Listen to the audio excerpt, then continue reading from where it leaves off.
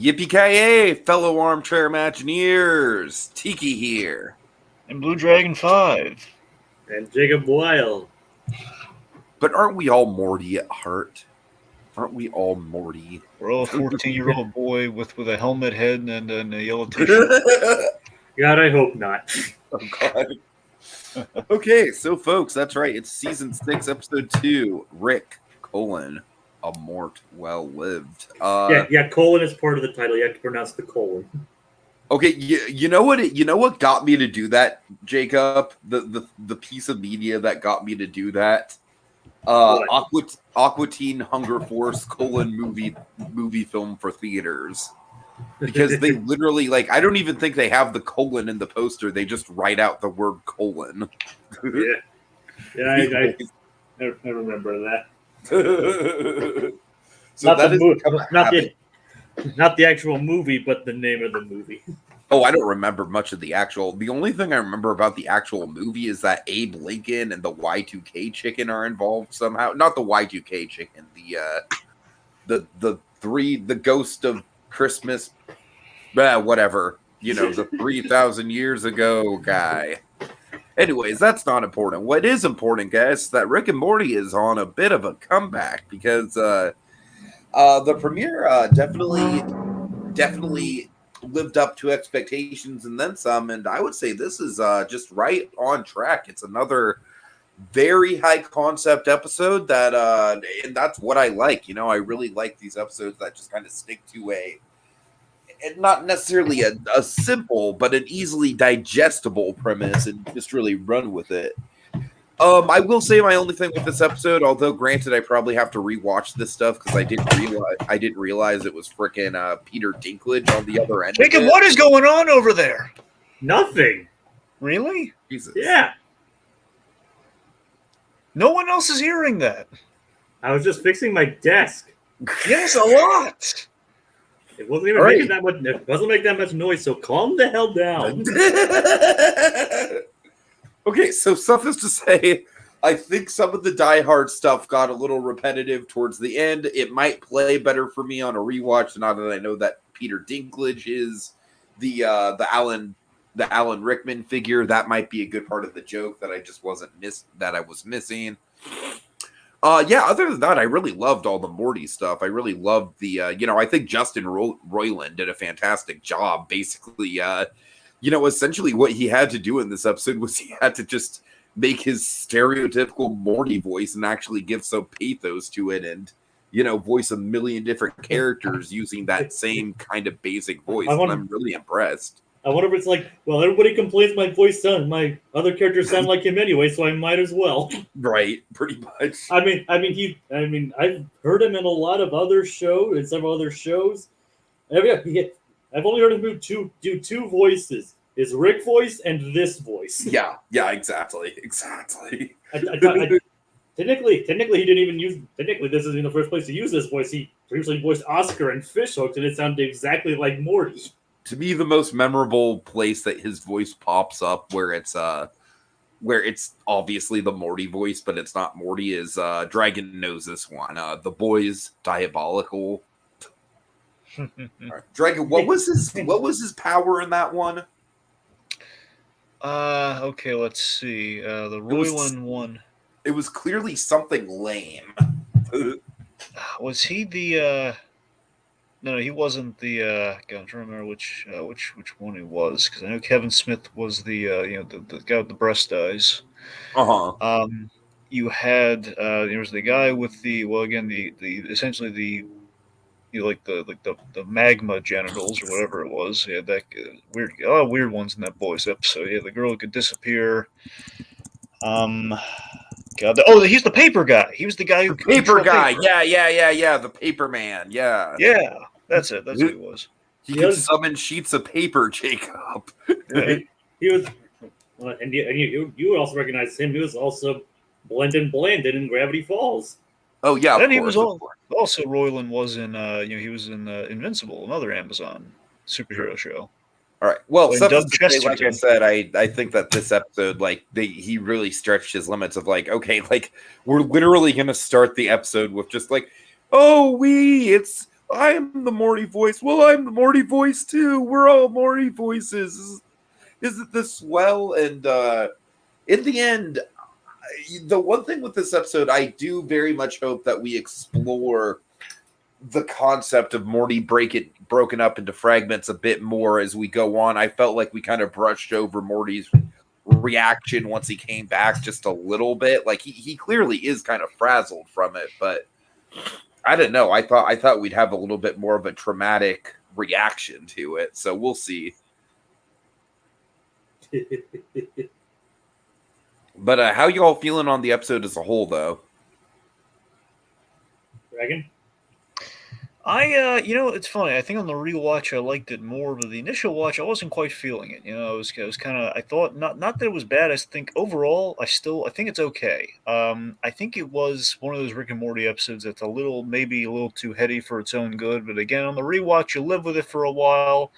I'm enjoying what's happening by proxy of the heady concept of Justin Roiland, kind of. The idea of just all these very different people just having the voice of the 14-year-old boy that we've got to know for many seasons here, and just being the idea that I think one of the funniest jokes is the fact that it's a 14-year-old non-denominational Christian.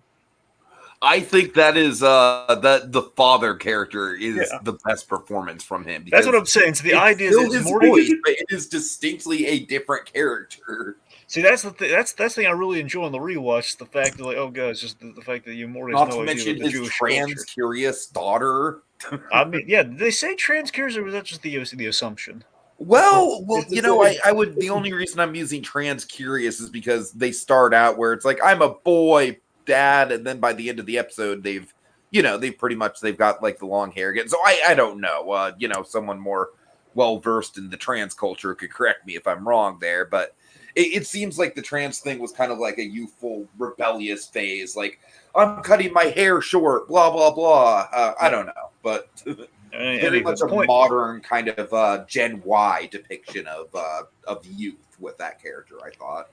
So I basically felt it was we just kind of we were off to the races at the start when I first watching it. Okay, wow, this is it just feels like we're just kind of doing that Rick and Morty thing. We're kind of looking kind of the infinite, the infinite reflections of sorts here, where it's oh man, it just keeps going on. It's such a kind of heady and windy idea that look at all these various Mortys that are a 1/5 billionths of a person. Yeah. And it's we've kind of seen planets that are a whole kind of a mind link conscience of sorts. I know this is very different. This is a little different than that, but still, it feels. So initially, that's how it was feeling. And then, of course, you had the Die Hard thing, which initially I was very excited for. Then to me, I still feel this way. It got a little repetitive. Where it's it did. It absolutely got repetitive, for sure. Right. It felt like we just need to cut back to something at times. And honestly, I feel like Summer just. I don't know. This did not bode well for Summers. This was not the best Summer episode, but I mean, it starts off interesting though. Oh man, Summer has no idea what Die Hard is. Summer also had a good but not great storyline in episode 1, so it might be becoming a pattern that she's the weakest part of otherwise good episodes. I mean, I liked her in the previous episode more than I did in this one. Yeah, I could concur with that. Yeah, that's definitely fair. I just think compared to the A plot, it was still a little. Like I said, at least in the previous episode, her plot contributed more to the main plot. Sure. I think honestly the problem I had with Summer's story ultimately, I think with the episode as a whole, even still in the rewatch, is that the two stories don't really bleed into each other well enough for me, where it's randomly, okay, we're at the arcade that we said, by the way, this episode's a callback in case you forgot, it's been so long. I also really like that we're at the arcade right after we get the confirmation about the Jerry daycare. Yeah, that's the thing. So this is blips and shits. This is Roy. If Universal ever had a Rick and Morty attraction, this would be it. Yeah, so you have the Morty was playing the game Roy, a life well lived, and essentially we're going back to that game, and Roy is is the Rick figure that he keeps going to the body of. So it's really funny that we've kind of we've blown up this game and kind of fusing it to Morty's consciousness somehow. I mean, I do think that I think the Blitz and Chips episode is one of the most memorable episodes of the show. Of course, it has Carbobulous Michael for one. That's easily one of the most memorable guest characters the show's ever had. So he was patterned. His singing thing was patterned after David Bowie. Is that right? Or am I thinking of a different? Yes. Right. And then, but I think that Roy, a life well lived, that was one of the most memorable gags within that whole episode. So it was hysterical. So I definitely think them using it again as the framework for a whole episode was really smart. He beat cancer only to end up dying in a carpet store. Right. I must have missed that episode. Yeah, it was like way early, like season 1. Was that season 1 or was it season 2? I think it was season 2. Yeah, it was season 2 because I watched all of season 1. I think I kind of blanked on season 2. Okay, well there you go then. So that's where it's at. All right. Well, Jacob, season 2 is the best season, so you might owe yourself a rewatch there. I watched a few episodes of season 2. I just don't remember that one. I guess I should get to my thoughts on the episode now, unless Dragon has a few more words. Not particularly. Again, I think it's better. I think I like the gags on the rewatch, but I think the story on the whole is not their strongest. It's kind of like, hey, Eddie concept, let's have fun with it, and they did. So there you go. I will say I definitely like the Rick. Obviously, probably not surprising. I like the Rick and Morty stuff more, or in this case, Roy and Morty's episode. It's part of the Roy and Morty's episode more style. Storyline more than the Die Hard. Yeah. Yeah, the Die Hard thing, I feel like the joke was just like Summer isn't familiar with Die Hard. And then they just rammed that into the ground. It's like he's like, I'm 17, of course I haven't watched Die Hard. It's like people watch Die Hard a lot. I mean, it's like, well, that's one thing that's wrong, Summer. You haven't watched Die Hard yet. Yep, some people at Christmas. Yep. I mean, to be fair, I hadn't watched Die Hard until like a few years ago when we covered it for Seasonal Shenanigans. So yeah, you're dead on the inside, though. Yeah, I mean that's fair. Well, to be fair, it's just like yeah. Well, I mean, like I said, the whole Summer thing, it got pretty repetitive. I mean, the Peter Dinklage character was the most interesting part of the subplot. I mean, he was very funny. I love the idea of. I'm sorry, Jay. Go on. What do you like about this guy? I didn't realize it was Peter Dinklage at first. I didn't either. That's like that means he's good at disguising his voice. He's a good actor. Well, I mean, he's basically doing a Rickman impression, and he's doing a really good Rickman impression. Oh yeah. I mean, for sure. I mean, obviously I knew it wasn't Rickman because he's dead. Yeah. But it'd be quite impressive. That'd be a credit to Alan Rickman as an actor if he can do that after he's died. It's like, no, my living status shall not impede my acting capabilities. Give that man the Platinum Oscar. Anyway, it's like, so yeah, Peter Dinklage did a great job, and I found his character to be the most interesting part of that particular plot. And it's a shame that he got eaten by his subordinate who stopped eating people. But his brother is still around. Yes. I love that end tag so much because I of course the Die Hard movies. If you had the rank, if you had the original, then you have Die Hard 3. So Die Hard 3 got referenced. Yeah. We had essentially. I sounds like someone was trying to do a bit of a Jeremy Irons impression, like somewhat. So that's even better. Yeah. But again, what's really funny is that Die Hard 3 set during a heat wave, so they set it during like an icy tundra. So that's kind of funny. Which is basically Die Hard 2, which it's set at Christmas during like a snowstorm in winter. But like I said, what I was saying was, I do think that I do kind of follow your guys' opinions. That I wouldn't say that the Rick and Morty stuff is like top tier or anything. I mean, or even that heavy of a concept. I mean, it is high concept, but it's not really that difficult to understand. I honestly don't think they did as much with the concept as they could have. I honestly think if they had cut back on the Die Hard stuff, they could have explored that a bit more. Totally. I mean, you get like this interesting. Like on one hand, you get like half of the episode is like this interesting perception of what a mind is like split across 5 billion unique personalities, but when they're all supposed to be the same person, and then Die Hard, Die Hard, Die Hard, Die Hard, Die Hard. So it's like, which would have been more interesting if, like, even if it would have been more interesting if they played into the humor a bit more instead of just repeating that same joke over and over again. Yeah. But I mean, I enjoyed it. I'd still say it's a step down from last week, but I still had fun. It's definitely a step down from last week's, but I don't think it was like a dramatic step down. Like remember last week I was worried about like the step down from the premiere of season 3 to episode 2 of season 3. Not nearly that dramatic of a drop, I think. Remind me, was the second episode of season 3? Wasn't that the Mad Max parody? Yeah, it was the Mad Max episode. Yeah, I thought you liked the Mad Max parody. Really didn't like it at all? Dragon, no, I've always been very lukewarm on it, just because I felt like it was like it came after an episode that was like very heady and had a lot of revelations. It had like the Cronenberg stuff in it. It was the last time we checked in with the Cronenberg universe before this past episode. And of course it had the big Szechuan sauce thing, which kind of blew up the internet. And then episode 2 is just like, and we're doing Mad Max. Great. I don't know. Like I love Mad Max. Fury Road is like one of my top 5 movies of that decade, but it's then just I just felt the parody elements were just kind of lukewarm at best. Anyways, it'd be really funny. What? If at some point they paid off the Szechuan sauce thing, you know who they got to do it? Ming-Na Wen. Just got like Rick, like holding her hostage or something. Maybe she's like the CEO. Oh God! Or something. They're just like, Mr. Sanchez, what do you hope to accomplish here? I want the sauce. And she's like, I had nothing to do with the sauce. Oh my God! Yeah, we do it literally like Ming-Na Wen. Ming-Na Wen, you tell me where that sauce is right now.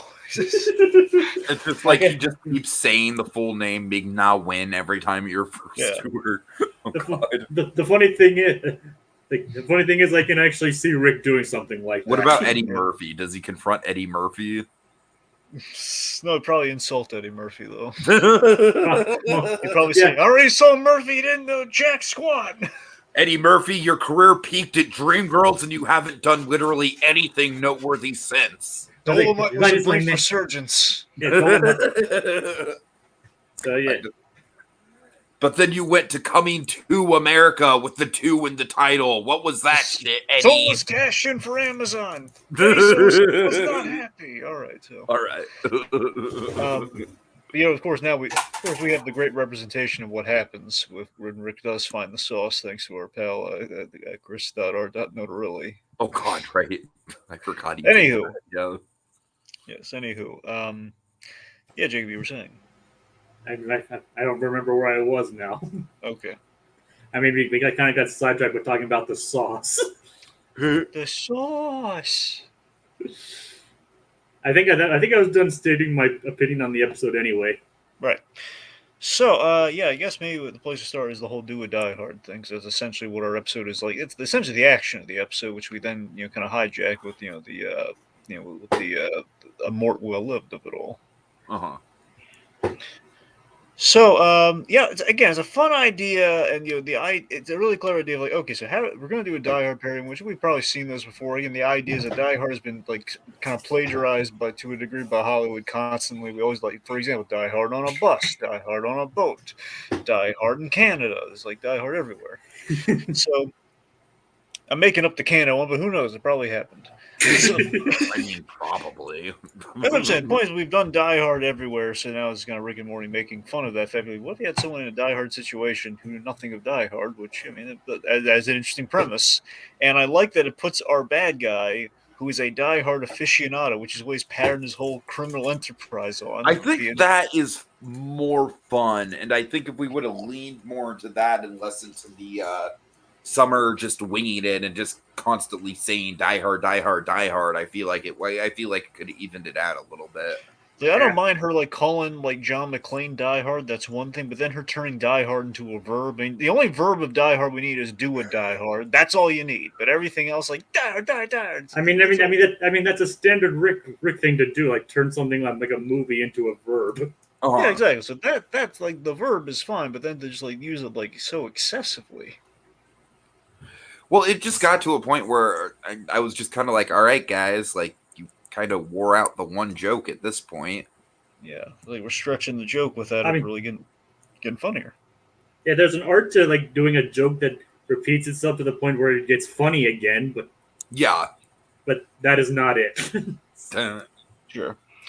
Let's see. Oh yeah. So I just love this guy. He's like planning out. So I'm going to do this. He's going to do the Hans Gruber like hostage thing. He says I'm going to going to pretend. I'm going to pretend to be someone she won't recognize because she hasn't seen the movie. She won't know. She won't see it coming, and it'll work. But So, but then just winging it that throws everything it throws everything he knows into disarray. So like if that was the peak of the story there, then sure. But again, we kind of our build up kind of killed that. Let's see. Well, where do you guys want to go next with this? It's like the two plots didn't really have much to do with one another. Not really. I mean, somehow we is the why the heck? First of all, why did Rick really need Morty to stop these terrorists in the first place? I think that's the real question. I think ultimately it might be a character reason. I want Morty there to bear witness. It's like a self-confidence thing. Like, no, I need the boy to be successful. It's like, hey Morty, come and look at how awesome I am. Pretty much. So yeah, I mean that seems to be kind of the main reason he needs it to kind of snap. Basically, they're at kind of there's this kind of this interdimensional Dave and Buster's, and then terrorists show up, and it's like, well, I need Morty for reasons, and basically find a way to take him out of the episode to do interesting stuff. Basically. Yeah. So again, story's not quite melded well there, but I like that inside. I guess transitioning inside, Morty's head. There's only so many times we can go into somebody's head when you can learn new things about them because we've done like the Inception thing, which is kind of like a bunch of heads that kind of like in like less than 5 minutes per head. We're kind of like doing kind of like basically Rick roasting Inception to a degree. But here we take it to your earlier point when like Morty might be a different character coming out. That's a question of how much continuity you have. Then again, we did call back the Jerry thing, so who knows? We're on a new playground. Right. A lot of Mortys died. He did lose a lot of. He did lose a number of the 1/5 billionths of a person. But wouldn't that also technically mean he loses a lot of himself? That's what I like to think is the case. Yes. I wonder if that's also kind of... I don't know. Because there's absolutely like clickbait thumbnails where it's like Morty will never be the same after this episode. I'm just wondering if it's like a way to reset him to the status quo almost. Yeah, I mean they very easily could do that. But you know what the subtle thing might be? What they could possibly do is you'll notice at the end Morty was very subservient to Rick again. Now. Yes, yeah, you're right. Now that you mentioned it, it almost was kind of like a factory reset almost. So by that logic, we could end up kind of like with the Jerry thing. We have a Jerry from an earlier season. Perhaps in this case, we have a Morty from a different, from an early season. It's kind of like a season 1 Morty almost, for all we know. Because of all the personality, basically death of personality. Now, the only thing I do worry about with that is that we have had a lot of character development with Morty over the years, to the point where I thought the last episode kind of went pretty full circle with him being, just one of the full family to bury themselves in the backyard. That was like a big kind of full circle moment for me where now he's the apathetic one to the action. So I don't know, maybe that kind of closed off the arc of him now, and maybe this is a way to kind of like reset that to maybe get the show back to a more sort of, to a, not necessarily the status quo but to more of a place where we can kind of start to do some of the more formulaic, in a good way, Rick and Morty adventures, classic Rick and Morty adventures for 100 years. Think about this. So, in television, especially in animation, you constantly have the dilemma of like, well, we can't let the kids grow up. Right. So, the Bart Simpson of it all, like, no, he's perpetually always going to stay the same age, same all that. So, what if this is like the meta, like kind of heady, kind of like exploration of that, where it's like even though he's not technically growing up, he's still 14 years old. It's like, nope, character development gone. Exactly. So what if it was like, it's what you said, Tiggy. He did go full circle, and we've kind of reached like as independent as Morty's gonna get, as we've seen him kind of evolve over the seasons. Where it's like, well, what's our response to this? Where do we go from here with the kid if we can't let him age? If we can't age him past 14, well, we reset him back to season 1. But we do it in a way that's Factory reset. But we do a memorable factory reset though, of like, oh man, he lost pieces of himself. Which maybe we Or hit that Dragon, this is a deep cut. This is a deep cut, but we do a Haitian mind swipe from Heroes. Yeah.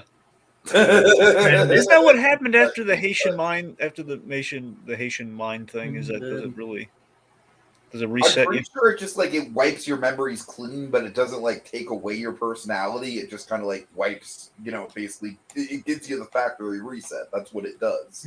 Okay. And the thing is, Rick didn't even seem too happy about it either. Yeah, but I think he was. Was he unhappy about it, or was he more so unhappy about Marta? That's a good question.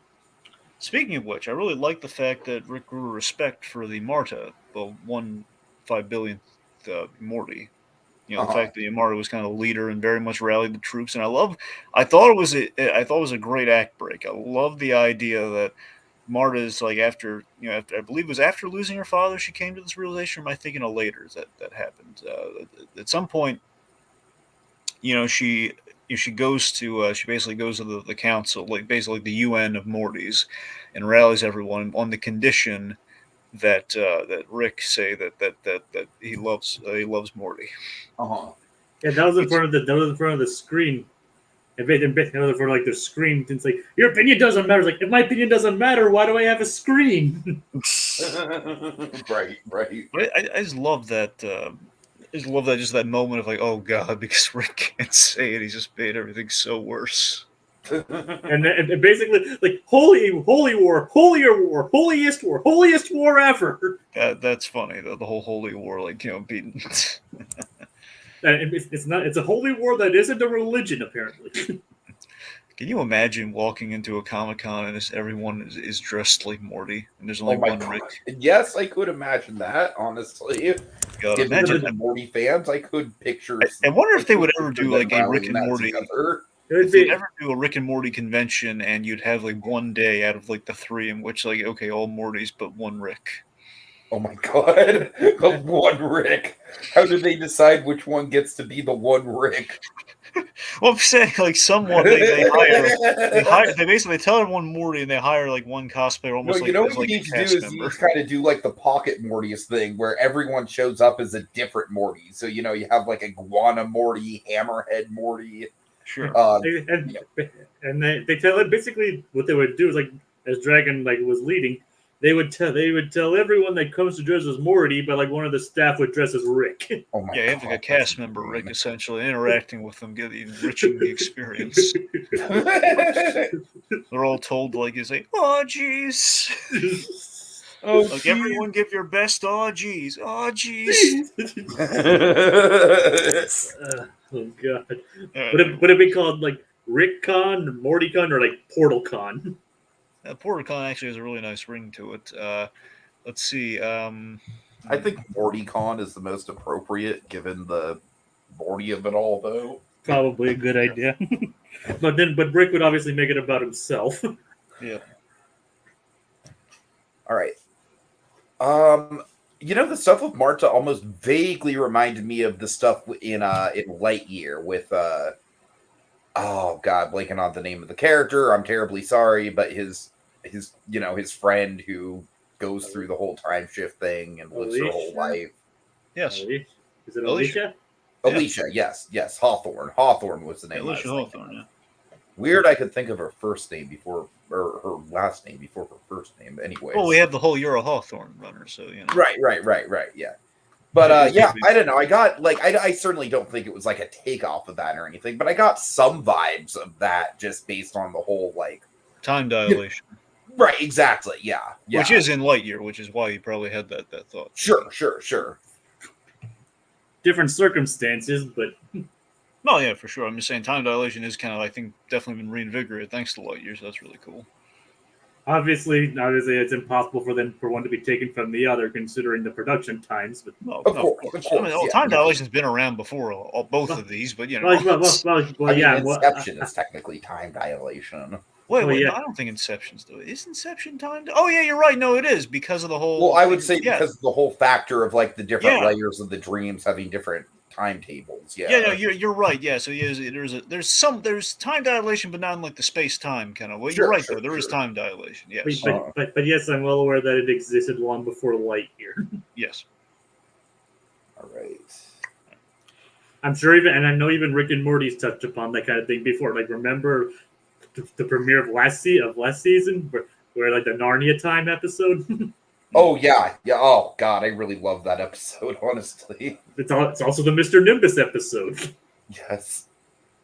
Who, as we all know, controls the police. Controls the police. He controls the police. That's like one of the funniest things from this show. It's like, but for me, that's probably like one of the funniest things from this show. Speaking of which, Jerry Watch 2022. Jerry wasn't in this episode. Was not in this episode. Yeah, I was wondering where we were going with this. Like, just that little stupid gag. I mean, I like that he wasn't in the episode, so we have that. Oh, God. Like only Rick, Morty, and Summer were in this episode. Yeah. Dragon, are you familiar with Moral Oral at all by any chance?